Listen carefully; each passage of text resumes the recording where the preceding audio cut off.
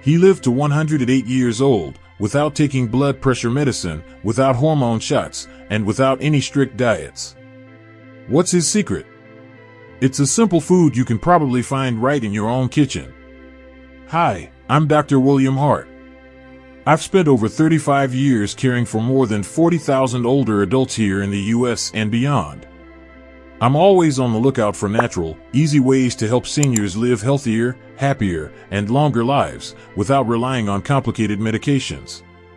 Today, I want to share the story of Dr. Shigeki Hainohara, a legendary doctor from Japan who lived to 105 and kept working almost until the very end. One of his secret remedies for longevity might surprise you because it's not what most people expect, and it's something many Americans rarely consider.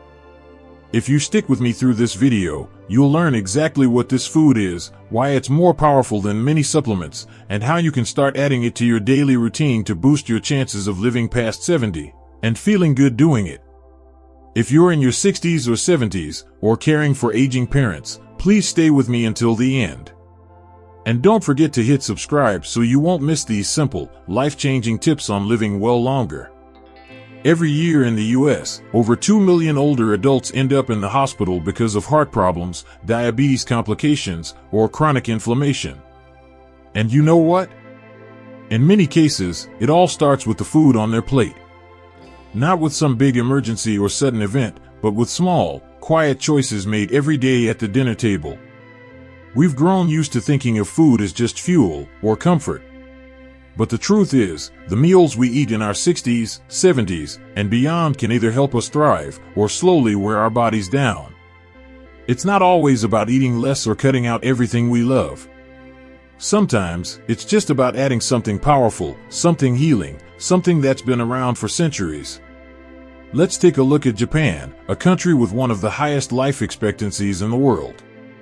There, many people still trust in the healing power of a humble, traditional food. It's called Natto, fermented soybeans. Now, I know what you might be thinking. Fermented soybeans? That doesn't sound too appealing. And yes, it has a strong smell, a sticky texture, and it's definitely not like the usual foods we see in American kitchens. But in Japan, this simple dish has been passed down through generations. Not because it's trendy, or expensive, or exotic, but because it works. Let me tell you about Dr. Shigeki Hainohara, a name many people in Japan know well. He was a doctor, teacher, and public health leader who lived to be 105 years old. And get this, he didn't just live long, he lived well. Even past 100, he still got up at 6 every morning, cooked his own meals, and kept a full daily schedule. And every single day, for nearly 80 years, he ate a bowl of natto with breakfast. Once, someone asked him, "Why do you eat natto every day?"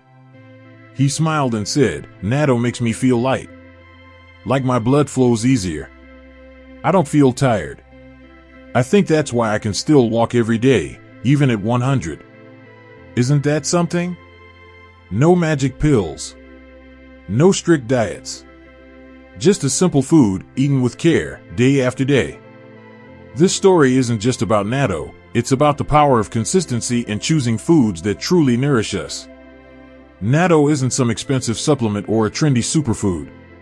It's rich in vitamin K2, which helps keep our arteries flexible and our bones strong. It's packed with natural enzymes, like nattokinase, which scientists believe may help prevent blood clots and reduce the risk of stroke and heart disease. In a way, it acts like a natural cleaner for our blood vessels, keeping things flowing smoothly, just like Dr. Hainohara described. And for older adults, especially those over 70, that smooth flow means better energy, better circulation, and fewer dangerous complications. The best part? You don't have to completely change your life to benefit from this. You just need to try it. One small bowl a day. Add it to your breakfast. Mix it with rice. Top it with chopped green onions. It's simple, natural, and powerful. And even if natto itself isn't your thing, this story reminds us of a bigger truth. Sometimes, the most effective health habits are the ones that are small, quiet, and done with love every single day. So now I want to hear from you. Have you ever heard of natto before? Maybe you've even tried it? If so, type "I know this food" in the comments. Or maybe this is your first time learning about it. If that's the case, I challenge you, gently, to give it a try. Not tomorrow. Not next week. Just say, "I'll try it tomorrow," and leave that in the comments too. You might be surprised how something so simple can make such a big difference over time. Because growing older doesn't mean getting weaker.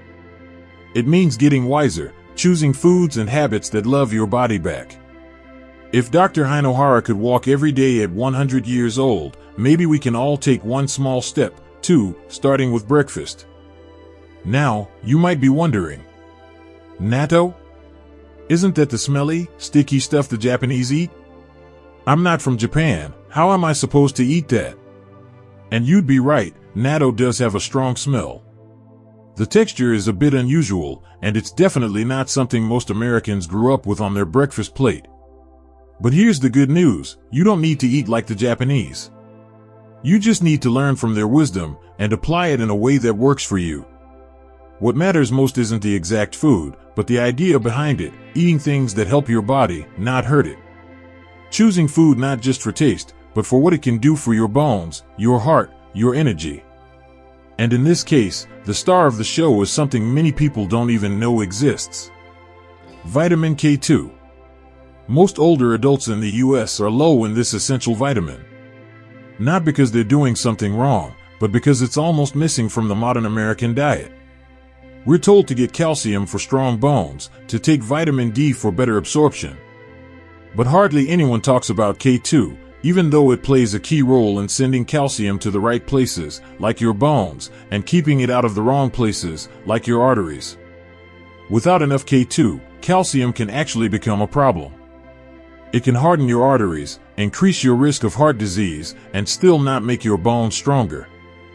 That's why people who take calcium supplements without K2 sometimes don't get the results they expect. But here's the silver lining, you don't need a complicated plan to fix this.